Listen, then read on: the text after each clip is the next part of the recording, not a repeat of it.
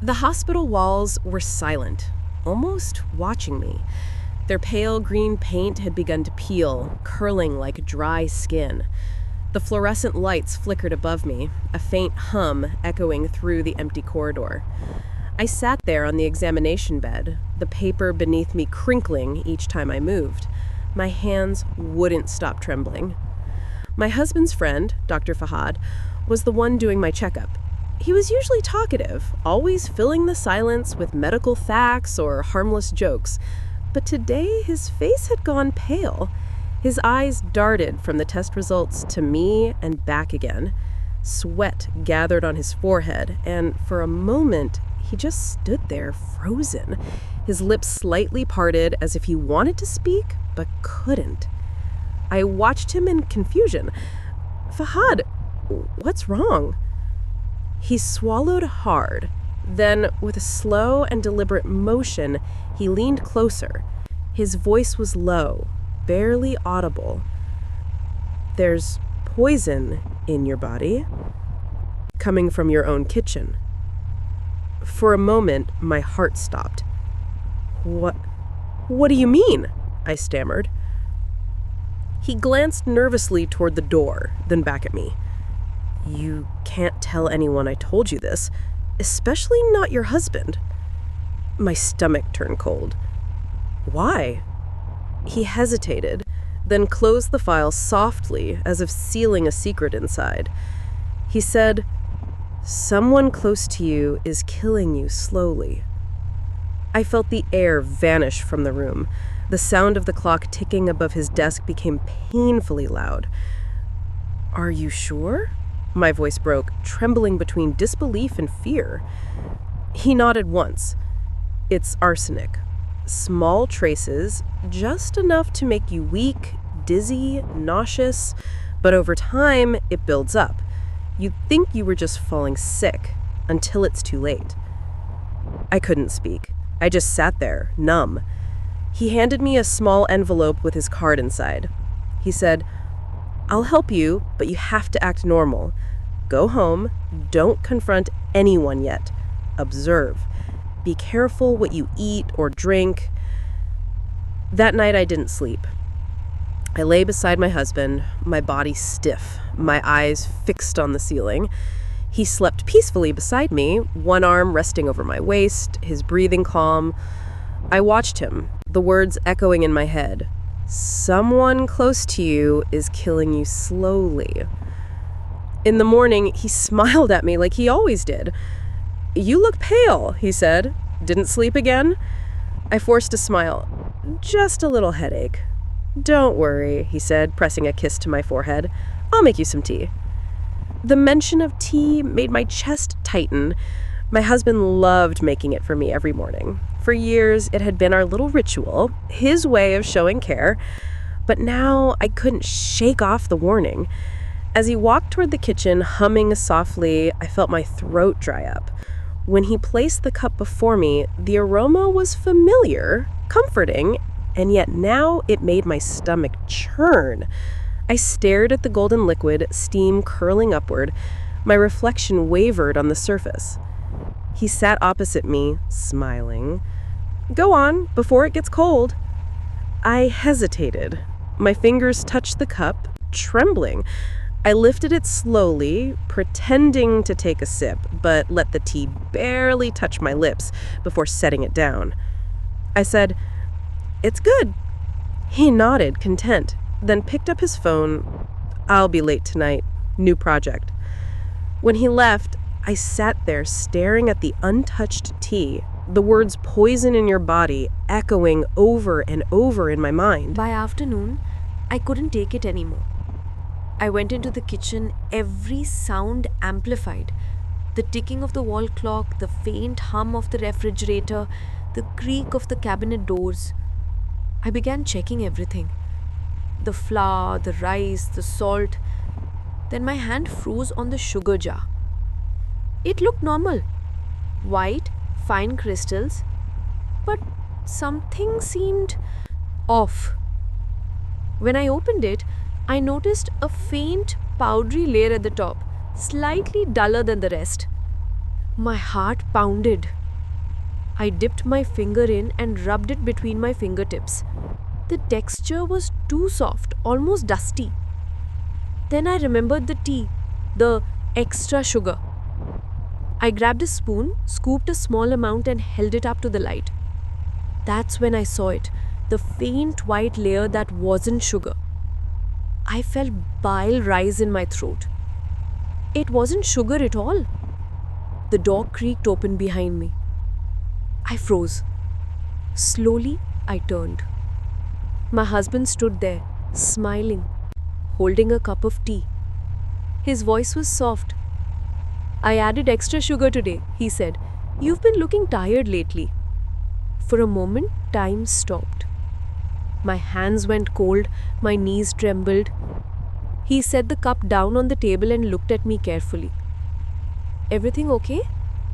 I tried to speak, but my voice came out as a whisper. "Yes, just cleaning." He smiled again, that same easy practice smile. "Good, you should rest after lunch." Then he walked out humming to himself. The aroma of the tea filled the air, but to me, it smelled like death. When he left for work, I called Fahad. My voice was shaking. I said, "You were right. It's in the sugar." He said, "Listen to me. Don't eat anything from your kitchen.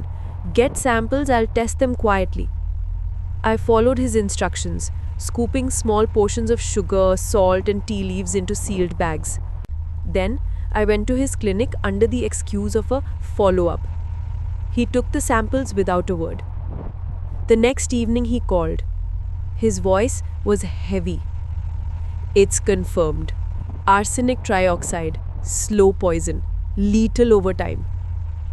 For a moment, everything inside me went silent. I hung up, staring at the wall.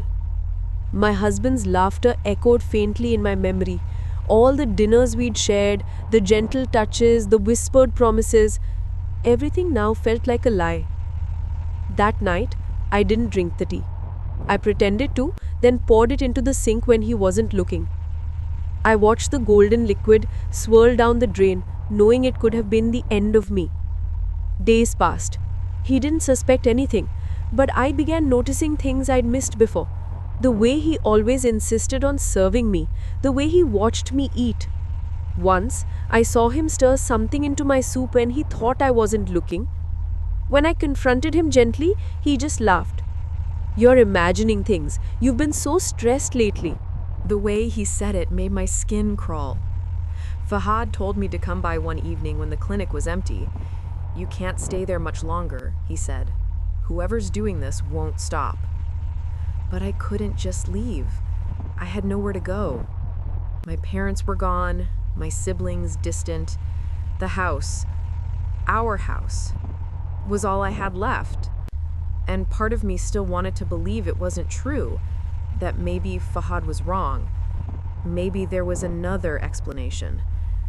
That hope shattered the night I found the bottle.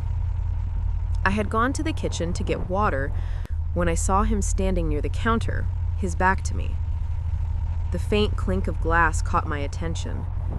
I watched from the doorway.